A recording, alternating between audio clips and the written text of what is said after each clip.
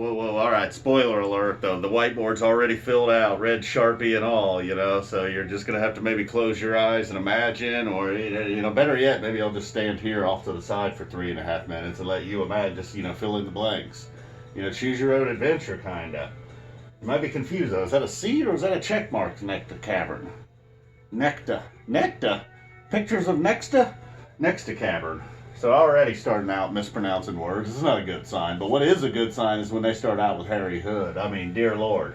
Not something you get every day, and you would assume they mean business if they're opening up with Hood, and that was the case. Wasn't just some fly-by-night Hood either, Not just a token thing to get people in their seats or whatever. And, there's always talk about the best Hood ever. Every time there's a great Hood, you're kind of wondering if it was the best ever. It's all kinds of great Hoods in the 90s.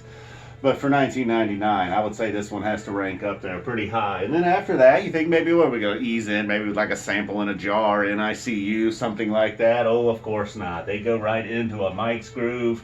And I've said many times, the Mike's Hydro Weekapaug, that seems like the best Weekapaug. Oh my God, not if you're going to sneak a simple in there. The Mike's Simple Weekapaug would probably be next best. And if you're going to get all four, and like I was just saying recently, I guess I'm a Mike's guy because, Mike's has always been, in my opinion, always the one I favor over the Weekapaug. But the Weekapaug on this night, my God, and listening to an audience recording, unfortunately, there is no official recording of this one.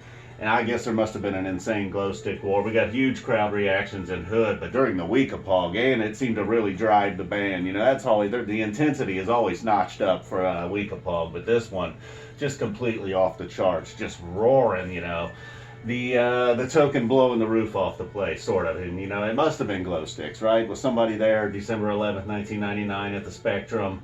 So all of this, the Hood standing alone was awesome. You got to get the Mike's Groove all together. And then, giving Trey a little bit of a different angle, a way to show off here and quiet things down finally with When the Circus Comes to Town. And then Cinnamon Mule, man. Maybe one of my favorite Cinnamon Mules ever. Rather than the crowd clapping, I was kind of, the crowd was on it on this night, but the clapping during Mule, I don't know how I felt about that. But however, the world-sounding jam, I don't know, it was like out of this world. As we're leading into, the Mike Spacegrass part, the Sailor Jam, as Mary would call it, it just got a little bit weird. They really stretched that out and went all over the place with it. And at some point in there, the crowd had to clap along. I don't know what's going on. I don't know how I feel about clapping in my Spacegrass. And then ending it with a fiery Cavern. Then we get over here, the Boogie On and Sally have to go together. Neither one of them ran too long, stayed in that type 1. The Sneakin Sally started out with like a mashup of AC/DC Bag, I guess an obvious reference to Mr. Palmer. So that was really cool. You notch those two together. Like I said, Hood standing alone, you got this segment, then you got the Mule standing alone. You got to put these two together in a segment. Strong opening it with Boogie On too. Probably not topping the Hood opener, but the openers were strong on this night. Then you get past the Sneakin Sally part. Like I said, the mashup there at the beginning with AC/DC Bag. That was pretty cool. I loved it when they used to do stuff like that. I guess every now and then they may still mix it up with some antics like that. And then this Ghost 2001, Down with Disease, 1999 being the year of 2001. The Ghost Jam really stretched it out. And perhaps you can hear it. Perhaps you can hear that is what Ghost is laying down here in the background a little bit. Hopefully you can't hear it too much. Anyways, so the Ghost Jam, I want to say it stayed within the parameters of Ghost, it felt like. It didn't go completely all the way out there. And then toward the end, it got a little bit spacey and weird, but it was just a takeoff into 2001. And then 2001, after it, just really stretching it out. 99, if you like 2001, there was no racing through it. They really jammed it out. And then Down with Disease, just a complete powerhouse to end the set.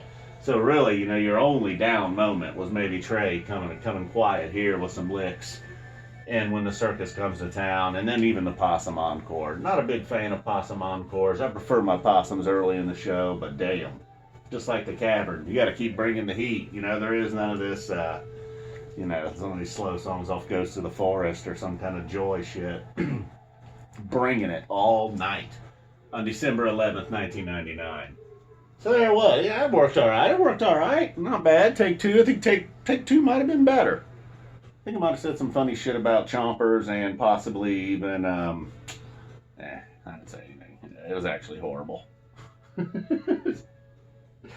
Well, that's it, man. That was a damn good one. This is a show I know I had heard before, but it was cool to go back and listen to it. And I know I was going to say what's on deck, but I don't know what we got on deck. I had a couple inquiries. One about the Virginia Beach show from '98, and also 7/13/94, which is interesting, but we'll see. We'll see. Gotta be careful with the song placement on the whiteboard. Although a five song set was tough too. Got a lot of white down there. All right, guys. Boom. Philly, the Spectrum. What about the Spectrum '03, the holiday tour? Maybe I'll recap that show. No one ever talks about the worst Phish show they've ever been to. Mr. Andy Pasta was not on it that night. I know the feeling. I'm not on it a lot of nights.